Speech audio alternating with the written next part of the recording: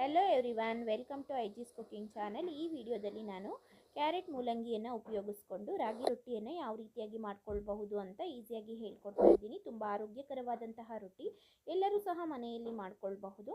ನೋಡಿ, ಈ ರೀತಿಯೂ ಸಹ ನೀವು ರಾಗಿ ರೊಟ್ಟಿಯನ್ನು ಟ್ರೈ ಮಾಡ್ಬೋದು. ಇದಕ್ಕೆ ರವೆಯನ್ನು ಸಹ ಉಪಯೋಗಿಸ್ಕೊಂಡು ನಾನು ಈ ರೊಟ್ಟಿಯನ್ನು ಮಾಡಿದ್ದೀನಿ. ತುಂಬಾ ಚೆನ್ನಾಗಿ ಬರುತ್ತೆ.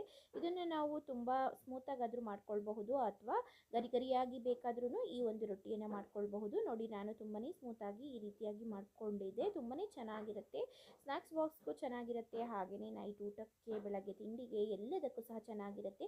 ನಿಮ್ಮ ಏನೇನಾದರೂ ಶುಗರ್ ಪೇಷಂಟ್ಸ್ ಆಗಿದ್ದರೆ ಖಂಡಿತವಾಗ್ಲೂ ಸಹ ಈ ರೊಟ್ಟಿಯನ್ನು ಡೈಲಿ ಬೇಕಾದರೂ ಮಾಡಿ ತಿನ್ನಬಹುದು. ನೋಡಿ, ಈ ರೀತಿ ರೊಟ್ಟಿಯನ್ನು ಮಾಡ್ಕೊಳ್ಳಿ. ಯಾರಿಗೆಲ್ಲ ರಾಗಿ ಐಟಮ್ಸ್ನ ತಿನ್ನೋಕೆ ಕಷ್ಟ ಆಗ್ತಿದೆ ಖಂಡಿತವಾಗ್ಲೂ ಇಷ್ಟಪಟ್ಟು ತಿಂತೀರಾ.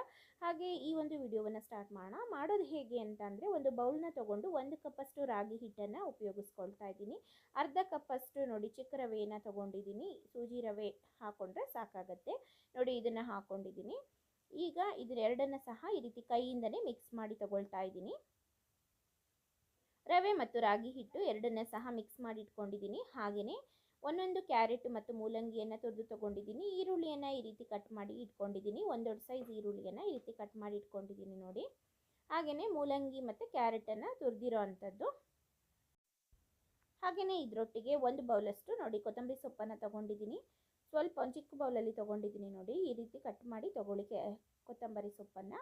ಹಾಗೆಯೇ ಇದರೊಟ್ಟಿಗೆ ಕರಿಬೇವಿನ ಸೊಪ್ಪನ್ನು ಸಹ ಚಿಕ್ಕದಾಗಿ ಕಟ್ ಮಾಡಿ ಹಾಕ್ಕೊಳ್ಬೇಕಾಗತ್ತೆ. ನೋಡಿ, ಈ ರೀತಿ ಚಿಕ್ಕದಾಗಿ ಕಟ್ ಮಾಡಿ ಹಾಕ್ಕೊಳ್ಳಿ.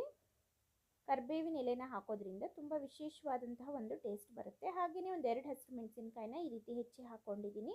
ಖಾರ ಜಾಸ್ತಿ ಬೇಡ ಅಂದರೆ ಇದನ್ನು ನೀವು ಸ್ಕಿಪ್ ಸಹ ಮಾಡ್ಬೋದು ಮೆಣಸಿನ್ಕಾಯಿನ. ಹಾಗೆ ಸ್ವಲ್ಪ ಉಪ್ಪು ಹಾಕ್ಕೊಂಡು ಇದನ್ನು ನೀಟಾಗಿ ಕೈಯಿಂದ ಕಲಿಸ್ಕೊಳ್ಬೇಕಾಗತ್ತೆ. ನೋಡಿ, ಈ ರೀತಿ ಮಿಕ್ಸ್ ಮಾಡ್ಕೊಳ್ತಾ ಇದ್ದೀನಿ. ಹಿಟ್ಟಿನ ಜೊತೆ ನಾವು ಹಾಕ್ಕೊಂಡಿರುವಂತಹ ಕ್ಯಾರೆಟು, ಮೂಲಂಗಿ, ಈರುಳ್ಳಿ ಎಲ್ಲದನ್ನು ಈ ರೀತಿ ಚೆನ್ನಾಗಿ ಒಂದ್ಸರಿ ಮಿಕ್ಸ್ ಮಾಡ್ಕೊಳ್ಳೋಣ. ಈಗ ಇದಕ್ಕೆ ಸ್ವಲ್ಪನೇ ನೀರನ್ನು ಹಾಕ್ಕೊಳ್ತಾ ನಾವು ಕಲಿಸ್ಕೊಳ್ತಾ ಹೋಗಬೇಕಾಗತ್ತೆ. ನೋಡಿ, ಫಸ್ಟು ಮಿಕ್ಸ್ ಮಾಡಿದ್ದಾಗಿದೆ. ಈಗ ಒಂದು ಅರ್ಧ ಲೋಟ ನೀರನ್ನು ತೊಗೊಂಡಿದ್ದೀನಿ ದೊಡ್ಡ ಲೋಟದಲ್ಲಿ. ಅದರಲ್ಲಿ ಇನ್ನೂ ಸಹ ಉಳಿದಿತ್ತು. ಚೂರು ಹಾಕ್ಕೊಂಡು ಈ ರೀತಿ ಕಲಿಸ್ಕೊಳ್ಬೇಕು. ನೀರು ಎಷ್ಟು ಬೇಕಾಗುತ್ತೆ ಅಂತ ನಮಗೆ ಪರ್ಫೆಕ್ಟಾಗಿ ಗೊತ್ತಾಗುತ್ತಾಗ. ನೋಡಿ, ಈ ರೀತಿ ಸ್ವಲ್ಪನೇ ಹಾಕ್ಕೊಂಡು ನಾನು ಹಿಟ್ಟನ್ನು ನಾದ್ಕೊಳ್ತಾ ಇದ್ದೀನಿ. ಈಸಿಯಾಗಿ ಮಾಡ್ಕೊಳ್ಬೋದು. ಒಂದು 10 ನಿಮಿಷ ಟೈಮ್ ಇದ್ದರೆ ಸಾಕು ನಮಗೆ ಈ ಒಂದು ಹಿಟ್ಟನ್ನು ಈ ರೀತಿ ರೆಡಿ ಮಾಡಿ ಇಟ್ಕೊಂಡು ರೊಟ್ಟಿಗಳನ್ನ ನಾವು ಮಾಡ್ಕೊಳ್ಬಹುದು. ನೋಡಿ, ನೀಟಾಗಿ ಹಿಟ್ಟನ್ನು ಈ ರೀತಿ ಕಲಿಸ್ಕೊಳ್ತಾ ಇದ್ದೀನಿ. ಈ ಒಂದು ಹದಕ್ಕೆ ಹಿಟ್ಟನ್ನು ಕಲಸಿ ತೊಗೊಳ್ಳಿ, ತುಂಬಾ ಚೆನ್ನಾಗಿ ಬರುತ್ತೆ ರೊಟ್ಟಿಗಳು. ಒಂದು 10 ನಿಮಿಷ ಇಟ್ಬಿಟ್ಟು ನಂತರ ಇದನ್ನು ಲಟ್ಟಿಸ್ಕೊಳ್ಬಹುದು. ನೋಡಿ, ಈ ಸೈಜಿಗೆ ಉಂಡೆಗಳನ್ನು ಮಾಡಿ ತಗೊಳ್ತಾ ಇದ್ದೀನಿ. ತುಂಬ ಈಸಿಯಾಗಿ ಮಾಡ್ಕೊಳ್ಬಹುದು. ನೋಡಿ, ಈ ರೀತಿ ಮಾಡ್ತಾ ಇದ್ದೀನಿ. ಇದರಿಂದ ನಾವು ಒಂದು 5ರಿಂದ 6 ರೊಟ್ಟಿಗಳನ್ನ ಮಾಡಿ ತಗೊಳ್ಬಹುದು. ಈ ಸೈಜ್ಗೆ ಉಂಡೆಗಳನ್ನು ಮಾಡಿದ್ರಿಂದ ನಾನು 5 ರೊಟ್ಟಿಗಳನ್ನು ಮಾಡ್ಕೊಳ್ಬಹುದು. ನೋಡಿ, ಒಂದು ಬಟರ್ ಪೇಪರ್ನ ಇಟ್ಕೊಂಡು ಸ್ವಲ್ಪ ಎಣ್ಣೆನ ಸವರ್ಕೊಳ್ತಾ ಇದ್ದೀನಿ ಬಟರ್ ಪೇಪರ್ ಮೇಲೆ. ನೋಡಿ, ಈ ರೀತಿ.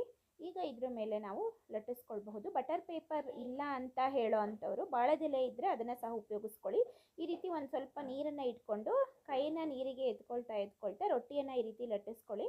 ಸೈಡಲ್ಲಿ ರೊಟ್ಟಿ ಕ್ರ್ಯಾಕ್ ಬರ್ತಾ ಹೋಗುತ್ತೆ. ಆಗ ನೋಡಿ, ಇನ್ನೊಂದು ಕೈನ ಉಪಯೋಗಿಸ್ಕೊಂಡು ಈ ರೀತಿ ಕ್ರ್ಯಾಕ್ ಬಂದಿರೋ ಅಂಥದ್ದನ್ನು ಸೈಡಲ್ಲಿ ಸರಿ ಮಾಡ್ಕೊಳ್ತಾ ಬನ್ನಿ. ನೋಡಿ, ಈ ರೀತಿ ಈಸಿಯಾಗಿ ನಾವು ಒತ್ಕೊಳ್ಬೋದು. ರೊಟ್ಟಿ ಮಿಷಿನು ಅಥವಾ ಚಪಾತಿ ಮೇಕರ್ ಏನಾದರೂ ಇದ್ದರೆ ಇನ್ನೂ ಈಸಿಯಾಗಿ ಬೇಗ ಮಾಡ್ಕೊಳ್ಬಹುದು. ರೊಟ್ಟಿ ಮಿಷಿನ್ ಎಲ್ಲ ಇಲ್ಲ ಅನ್ನೋ ಅಂಥವ್ರು ಈ ರೀತಿ ಕೈಯಲ್ಲಿ ಮಾಡ್ಕೊಳ್ಳಿ. ನಾನು ರೊಟ್ಟಿ ಮಿಷಿನ್ ಇತ್ತು, ಆದರೂ ಸಹ ಈ ರೀತಿ ಇಲ್ಲ ಅನ್ನೋ ಅಂಥವ್ರು ಕೈಯಲ್ಲಿ ಈ ರೀತಿ ಮಾಡಿಕೊಳ್ಳಿ ಅನ್ನೋ ಕಾರಣಕ್ಕೆ ಮಾಡಿ ತೋರಿಸ್ತಾ ಇದ್ದೀನಿ. ನೋಡಿ, ಈ ರೀತಿ ಬಾಳೆದೆಲೆ ಅಥವಾ ಬಟರ್ ಪೇಪರ್ ಮೇಲೆ ರೊಟ್ಟಿಯನ್ನು ಲಟ್ಟಿಸ್ಕೊಳ್ಳಿ ಕೈಯಿಂದನೇ. ಈಗ ಕಾಯ್ದಿರುವಂತಹ ರೊಟ್ಟಿ ಹಂಚು ಮೇಲೆ ಈ ರೀತಿ ಹಾಕ್ಕೊಳ್ತಾ ಇದ್ದೀನಿ. ನೋಡಿ, ರೊಟ್ಟಿ ಹಂಚನ್ನು ಒಂದು 2ರಿಂದ 3 ನಿಮಿಷ ಚೆನ್ನಾಗಿ ಹೈ ಫ್ಲೇಮಲ್ಲಿ ಇಟ್ಟು ಕಾಯಿಸ್ಕೊಳ್ಳಿ ಫಸ್ಟು. ನಂತರ ರೊಟ್ಟಿನ ಹಾಕ್ಕೊಳ್ಳಿ, ಇಲ್ಲಾಂದರೆ ರೊಟ್ಟಿ ಏಳೋದಿಲ್ಲ. ನೋಡಿ, ಈಗ ತಿರುಗಿಸಿ ಹಾಕ್ಕೊಳ್ತಾ ಇದ್ದೀನಿ. ಈ ರೀತಿ ರಾಗಿ ಹಿಟ್ಟು ಮತ್ತು ರವೆನ ಉಪಯೋಗಿಸ್ಕೊಂಡು ರಾಗಿ ರವೆ ರೊಟ್ಟಿಯನ್ನು ನೋಡಿ ಮಾಡಿ ತೋರಿಸ್ತಾ ಇದ್ದೀನಿ. ತುಂಬಾ ಚೆನ್ನಾಗಿ ಬಂದಿತ್ತು ಫ್ರೆಂಡ್ಸ್. ಈಗ ಬೇಕು ಅಂದರೆ ಒಂದು ಸ್ವಲ್ಪ ಆಯಿಲನ್ನು ಮೇಲ್ಗಡೆಯಿಂದ ಅಪ್ಲೈ ಮಾಡ್ಕೊಳ್ಳಿ. ಆಯಿಲ್ ಬೇಡ ಅಂದರೆ ಇದಕ್ಕೆ ಸ್ವಲ್ಪ ನೀರನ್ನು ಇದು ಮಾಡಿಕೊಂಡು ಚುಮ್ಕಿಸ್ಕೊಳ್ಳಿ. ತುಂಬಾ ಚೆನ್ನಾಗಿರುತ್ತೆ. ನೋಡಿ, ಈ ರೀತಿ ಆಯಿಲನ್ನು ನಾನು ಹಾಕ್ಕೊಳ್ತಾ ಇದ್ದೀನಿ. ಎಣ್ಣೆ ತಿನ್ನಲ್ಲ ಅನ್ನೋ ಅಂಥವ್ರು ನೋಡಿ ಹಾಗೇನೂ ಸಹ ಮಾಡ್ಕೊಳ್ಬಹುದು. ಈ ರೀತಿ ತಿರುಗಿಸಿ ಹಾಕ್ಕೊಂಡು ಈಗ ನೋಡಿ ರೊಟ್ಟಿ ರೆಡಿ ಇದೆ, ಮಾಡ್ಕೊಂಡಿದ್ದೀನಿ. ಹಾಗೆಯೇ ಇನ್ನೊಂದು ರೊಟ್ಟಿನ ಸಹ ಹಾಕ್ಕೊಳ್ತಾ ಇದ್ದೀನಿ. ತುಂಬಾ ಚೆನ್ನಾಗಿ ಬರುತ್ತೆ. ಈ ರೀತಿ ಬಟರ್ ಪೇಪರ್ ಅಥವಾ ಬಾಳೆದೆಲೆನ ಉಪಯೋಗಿಸ್ಕೊಳ್ಳಿ. ಈ ರೀತಿ ಹಾಕ್ಬೋದು ನಾವು. ನೋಡಿ ಫ್ರೆಂಡ್ಸ್, ಈ ರೀತಿ ಎರಡೂ ಸೈಡು ನಾವು ಮೀಡಿಯಮ್ ಫ್ಲೇಮಲ್ಲಿ ಇಟ್ಕೊಂಡು ಬೇಯಿಸ್ಕೊಳ್ಳುವಾಗ ನೋಡಿ ಈ ರೀತಿ ತಿರುಗಿಸಿ ಹಾಕೊಳ್ತಾ ನಾವು ಬೇಯಿಸ್ಕೊಳ್ಬೇಕಾಗತ್ತೆ. ಎಣ್ಣೆ ಬೇಕು ಅಂದರೆ ಸ್ವಲ್ಪ ಮಾತ್ರ ಹಚ್ಕೊಳ್ಳಿ. ಎಣ್ಣೆ, ತುಪ್ಪ, ಬೆಣ್ಣೆ ಯಾವುದನ್ನು ಬೇಕಾದರೂ ಉಪಯೋಗಿಸ್ಕೊಳ್ಳಿ. ನಾವು ಬೆಣ್ಣೆ, ತುಪ್ಪ ಈ ರೀತಿ ಎಲ್ಲ ಉಪಯೋಗಿಸ್ಕೊಂಡ್ರೆ ಹಾಗೇ ತಿನ್ಬೋದು. ಇದನ್ನು ತುಂಬಾ ಚೆನ್ನಾಗಿರುತ್ತೆ. ಇದನ್ನು ಚಟ್ನಿ ಅಥವಾ ಬೇರೆ ಪಲ್ಯಗಳು ಯಾವುದ್ರ ಜೊತೆಗೆ ಬೇಕಾದರೂ ತಿನ್ನಬಹುದು, ಚೆನ್ನಾಗಿರುತ್ತೆ. ಹಾಗೇನೂ ತಿನ್ಬೋದು ತುಪ್ಪ ಅಥವಾ ಬೆಣ್ಣೆ ಜೊತೆ, ಯಾಕಂದರೆ ಇದಕ್ಕೆ ನಾವು ಈರುಳ್ಳಿ ಹಾಗೆಯೇ ಕ್ಯಾರೆಟು, ಮೂಲಂಗಿ ಎಲ್ಲ ಹಾಕ್ಕೊಂಡಿರೋದ್ರಿಂದ ಕೊತ್ತಂಬರಿ ಸೊಪ್ಪೆಲ್ಲ ಹಾಗೆಯೇ ಟೇಸ್ಟಿಯಾಗಿರುತ್ತೆ ತುಪ್ಪದ ಜೊತೆ. ಹಾಗೆ ಬೇಕು ಅಂದರೆ ಪಲ್ಯಗಳು ಅಥವಾ ಚಟ್ನಿ ಎಲ್ಲ ಯೂಸ್ ಮಾಡ್ಕೊಳ್ಬಹುದು. ನೋಡಿ ಈಗ ರೊಟ್ಟಿಗಳೆಲ್ಲ ರೆಡಿಯಾಗಿತ್ತು. ನೋಡಿ ಈ ರೀತಿ ತುಂಬ ಚೆನ್ನಾಗಿ ಬಂದಿತ್ತು. ಇದು ನಾವು ರಾಗಿಯಲ್ಲಿ ಮಾಡಿದ್ದು ತಿನ್ನಲ್ಲ ಅಂತ ಯಾರೂ ಸಹ ಹೇಳಲ್ಲ, ಯಾಕಂದರೆ ನೋಡಿ ಅಷ್ಟು ಚೆನ್ನಾಗಿ ಬಂದಿದೆ ರೊಟ್ಟಿ, ತಿಂತಾನೇ ಇರಬೇಕು ಅನ್ನೋ ಅಷ್ಟು ಚೆನ್ನಾಗಿತ್ತು ರೊಟ್ಟಿ. ನೀವು ಸಹ ಮನೇಲಿ ಟ್ರೈ ಮಾಡಿ ಹೇಗೆ ಬಂತು ಅಂತ ನನಗೆ ಕಾಮೆಂಟ್ ಬಾಕ್ಸಲ್ಲಿ ತಿಳಿಸೋದನ್ನು ಮರಿಬೇಡಿ. ಹಾಗೆ ನಿಮಗೆ ವಿಡಿಯೋ ಇಷ್ಟ ಆಗಿದ್ದರೆ ವಿಡಿಯೋವನ್ನು ಲೈಕ್ ಮಾಡಿ, ನಿಮ್ಮ ಫ್ರೆಂಡ್ಸ್ಗಳಿಗೂ ಸಹ ವಿಡಿಯೋವನ್ನು ಶೇರ್ ಮಾಡಿ. ಹಾಗೆ ತಪ್ಪದೇ ಚಾನಲನ್ನು ಸಬ್ಸ್ಕ್ರೈಬ್ ಮಾಡಿಕೊಂಡು ಸಪೋರ್ಟ್ ಮಾಡಿ. Thank you.